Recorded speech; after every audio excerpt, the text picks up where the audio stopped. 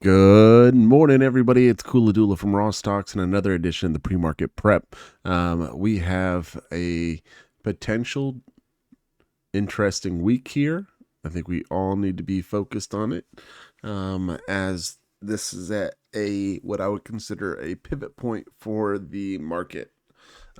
We did get our 6,400 push into Friday, and I talked about it being our one last push. But what now? What are we seeing? We'll get right into that. So stick with us. We'll get into it. First and foremost, want to do a shout out to our sponsors, Black Box Stocks. Without the Black Box Stocks and Gamma Edge, without those guys, we would not be able to provide this data to you every single day. So big shout out to those guys. And yeah, let's get going. All right, so the biggest thing I think is on everybody's eye right now is Tesla with a pre-market at 335. It was a really big push. We talked about it on Friday, where we were looking at getting calls and holding 220, and it did exactly that.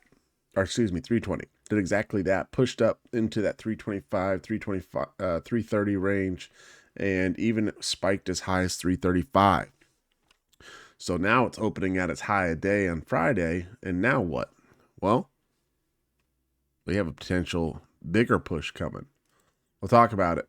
And also, SPY, we can see right here that we're opening near Friday's high as well. Is this going to continue to push up, or is this going to chop? That is going to be covered. And then, of course, NVIDIA, we had a lot of news over the weekend. Some would say it was bullish news. Some would say it's bearish news. But we're gapping down towards Friday's open. We'll have to keep an eye on 180 today, as that is where our daily 4 is. And is this going to have some level of pullback, or is this just going to be some more consolidation? All right, all to be covered. Let's take a look at the data here. Well, it's Monday. Let's look at macros.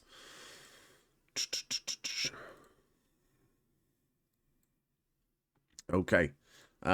So in regards to today, President Trump speaks at 9 a.m.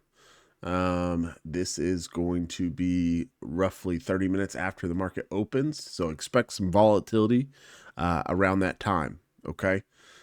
Tuesday, pretty big core CPI and small business index here. These are all things that need to be watching. So you could have an initial move pre-market from this, and then you can have another move from this as well. Keep an eye on tomorrow, as this is an expected move, I think, of like 1.8%. So that is a pretty significant that's a pretty significant move right there off of that level. So looking at Wednesday here, there's not a ton here that you need to be worried about, but we have core PPI and unemployment claims on Thursday. I'm going to expect these to be great numbers here, so they don't get fired. And then core PPI, so maybe a core CPI pulls us back, and then we see a bit of a move to pull us back up with PPI later in the week. It's kind of what I'm expecting. And then, of course, retail sales. This will be an interesting one. This will be a deciding factor, I think, for the next, say, probably the next 2 weeks. I think core retail sales will be an indication of where we head for the next 2 weeks. That's really what I think. Okay, so that's it for then. And all right, let's move on to data. Okay, so let's start it off with Tesla. Tesla is going to be a full complex here with a strong target at 350. Currently, we're sitting at that 336 zone, so we're in the positive gamma area here, looking to drive up towards 350. As long as we keep that 330 range, I think it's going to be possible to push up towards that 350 range. But I do expect us to probably find ourselves moving back towards that at first. So maybe a sell down off of these liquidity swipes right here to come down and create that base right here. and looking for it to run back up towards that level. Anytime we do have this, kind of spike that will probably come right here off of this, you always have to think like, hey, there's a head and shoulders here, right? For it to pull back down. Yeah, that's going to be a possibility. But as long as we look to enter near 330, look for this thing to rise back up towards, say, 350 zone, this becomes a good RVR here. Okay, so we'll be monitoring this pretty closely early in the market open. So let's mark this out on the chart real quick.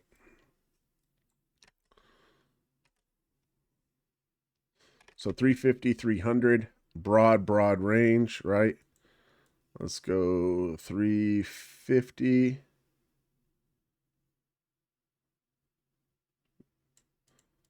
350, 300. This is a huge range for the week. I understand that.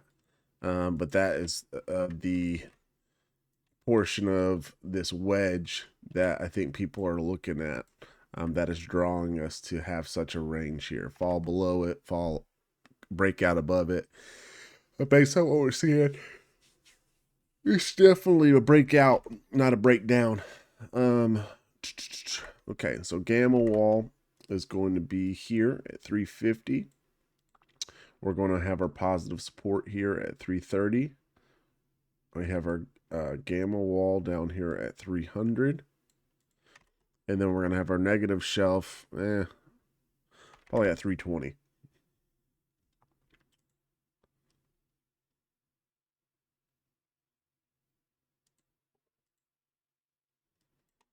I need to adjust those, but it'll be fine. Negative shelf here. So we're bullish over the top at 330. We're neutral in between 330 and 320. Lean towards bullish, okay? And we don't flip till bearish below 320 here based on what we're seeing here. So keep an eye on that.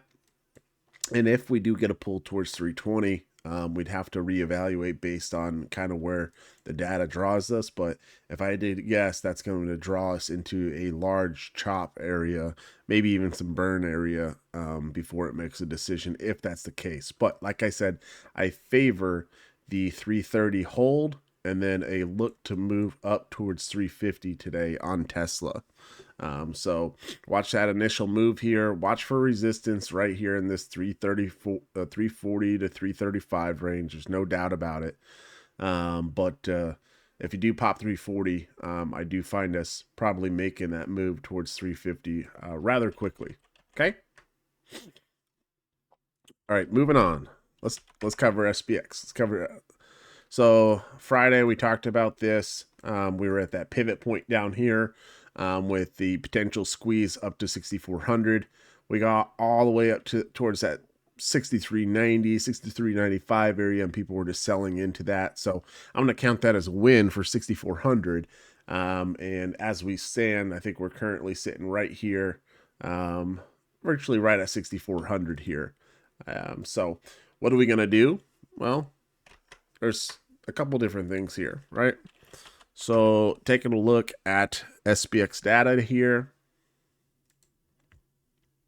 you're going to see that 6,400 is a humongous wall, not as large as 6,500, but it is a huge wall.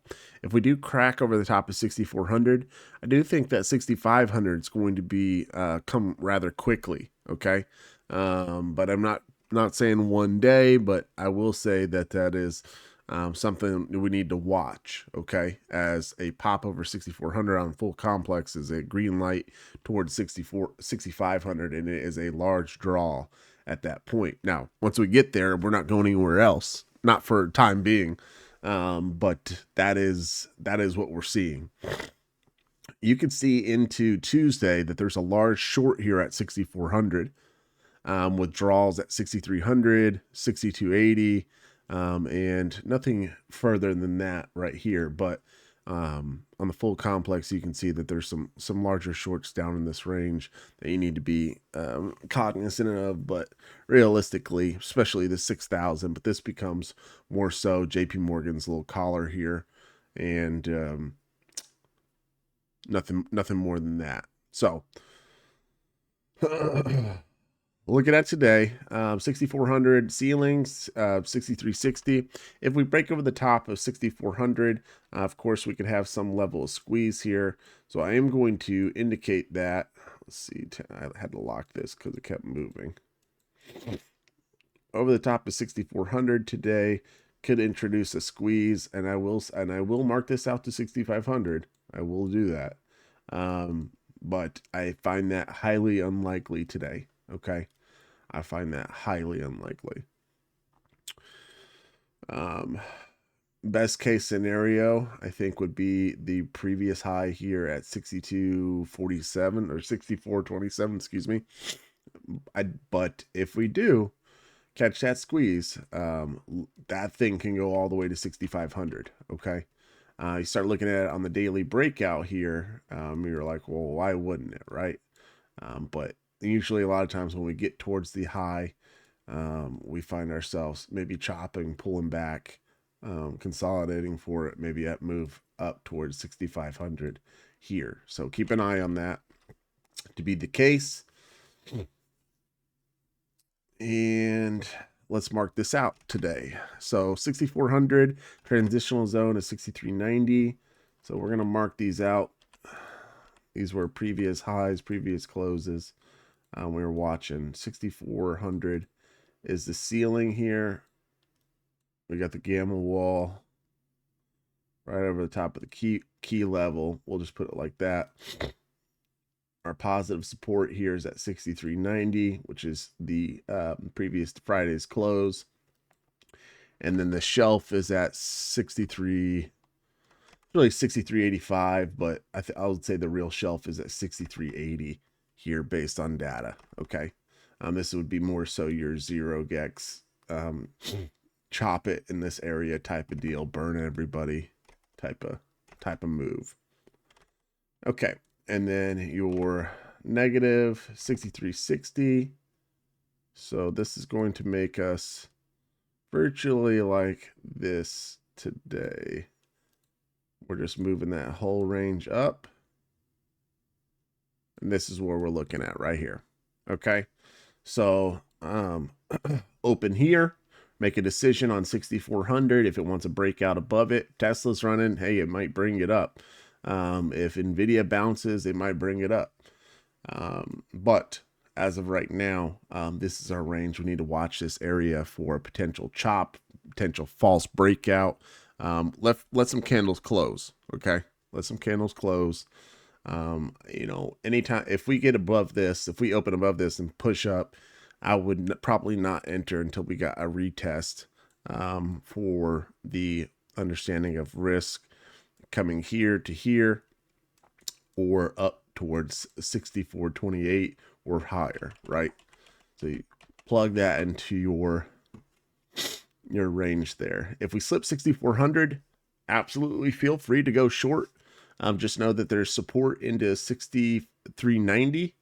And then if you slip 63.90, I think it's definitely could be one of those days where 63.80 is tested, and potentially all the way down towards the bottom of our range here at 63.60. But I find that more unlikely right now. Let's just put it that way. Okay. We'll look at SPY super quick, just for confluence. See how this looks compared.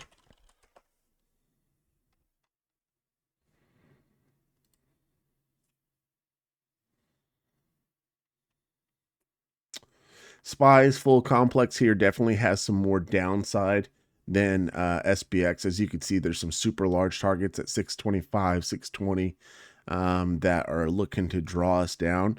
6,400 being the wall here. Now let's look at the daily here. So 6,400 to 636.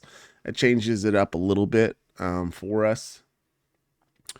As that's realistically that bottom 63.80, that bearish pivot for us, is the bottom for SPY, and the 64.27 is more equivalent to the 640 on SPY here. So a little bit of a range between 640 and that.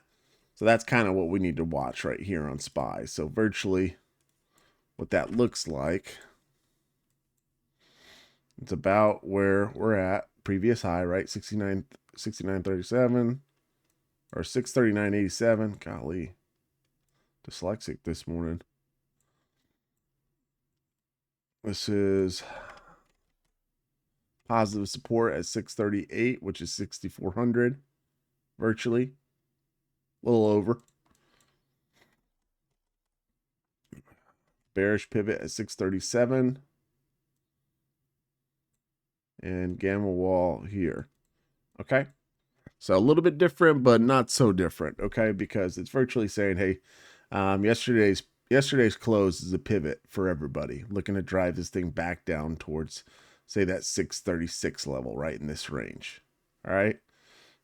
Use that as a probably an entry point, and then look for that to bounce off of there unless it slipped, and then you could get short and look for that little smaller range. Now, if you follow me, you know that there's no great area here. This is not my ideal setup here to go with any type of big size when we're right in the middle of the range.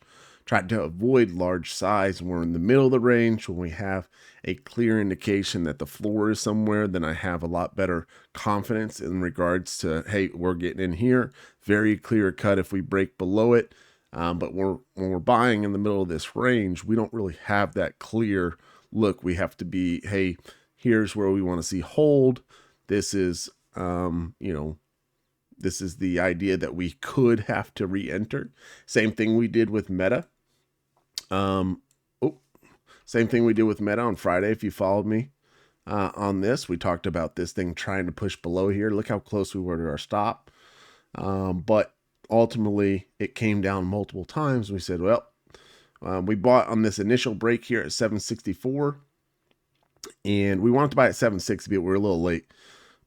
Jumped in here, but super small, and said, hey, we'll get back in on, and I know you can't see it with this candle here, but this candle here, the initial one, I said, save your capital for a 760 rebuy. And so it was super small, and then we got in much larger here at 760, and ultimately we closed right here, and then it spent most of the day chopping, and then it went back up, but that's fine. We closed here, and we didn't have that absolute burn before making that push up towards 770. So today we're seeing it rise towards 771.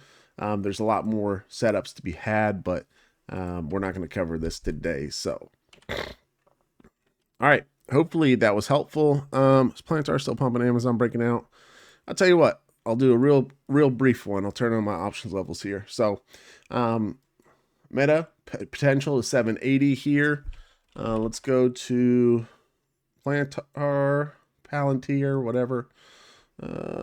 Looks like 185 is your point here to watch. Multiple points here into Friday that were tested in 185. So you could look at this and say, hey, we're long towards 190, holding 185. But if you break down below it, I would not be surprised to see the gap closed here at 182.5. But at that point, I think you could look to see a bounce off of that range, especially if it starts to say recapture, say 183 here. You could look to go along, but know that 185 is going to be a potential shutdown spot for bears. So if it slips here, moves here, watch for the reshort right here for bears to look to drive this thing down. But this would be a good strong pivot point for a buy for a move up towards 190. Amazon, we're in a strong bullish point here, but I will tell you what, I will short the ever living shit out of Amazon under 220. When we see positive gamma stack here at on the same level like this, I like to see the slip of this, because then that becomes an overhead pressure for us to drive us down towards, say, 210. So I'm gonna set up a trigger here. It's bullish towards its speculation at 230 here. Okay, it's bullish over 220, but if we slip 220, need to be cognizant of that and say, all right, hey, we really need to be careful here. This could get real. When you have the stacked data like this means that it could slide fast down towards this range here. Okay, because you lost the bullish level here on all phases, your high and or your wall and your positive gamma area. So this is where it could start sliding really quickly. So watch 217 as an exit, 212 to 210 as your final TPs, but 220 is your flip here. And otherwise, watch for speculation high at 240 if 220 holds. All right. All right, that's going to cover it. A couple bonus ones. Yeah, hopefully that was helpful, guys. So if you guys are interested in what we do, come join us on our Discord. That's going to be at discord.gg/Rawstocks. Again, that is discord.gg/Rawstocks. Or, of course, you can come join us on WAP. You come take a look at us. We are on WAP here. I don't know why this isn't loading. There we go. Going a little slow. WAP.com/Rawstocks. I have the link in my bio if you're interested in joining us. The link is in the bio. And come take a look. $99 a month, I think, is very affordable compared to what I see some people out there doing for crazy call outs. They're not data. It's all just intuition. This is more database than what we do. It's not a lot of guessing. It's black and white. Rawstocks has a promo for 7 days right now for $7 for new members. So come take a look at it or join our free one. Come take a look, see what you think. If not, make sure you click like and follow, and we'll catch you next time. Thanks, guys.